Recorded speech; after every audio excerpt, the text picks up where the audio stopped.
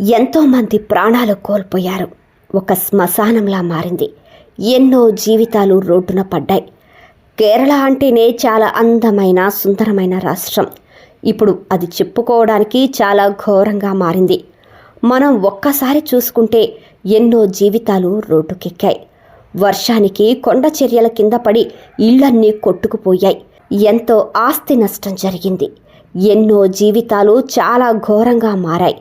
Rescue team చాలా కష్టపడుతుంది. చాలామంది ప్రాణాలను కాపాడుతున్నారు. ఇళ్లల్లో ఇరుక్కున్న వాళ్ళను కాపాడుతూ వాళ్ళు చేయగలిగిన సాయాన్ని చేస్తున్నారు. చాలామంది ప్రాణాలు పోయి వైనాడు చాలా ఘోరంగా మారింది. ఓ చిన్నారి ఏడాది క్రితం రాసిన కథ ప్రస్తుతం బయటకు వచ్చింది. అచ్చం ఆ స్కూల్ విద్యార్థిని రాసిన ఆ కథలో జరిగినట్లుగానే ప్రస్తుతం వైనాడ్లోనూ అలాంటి పరిస్థితే రావడం గమనార్హం.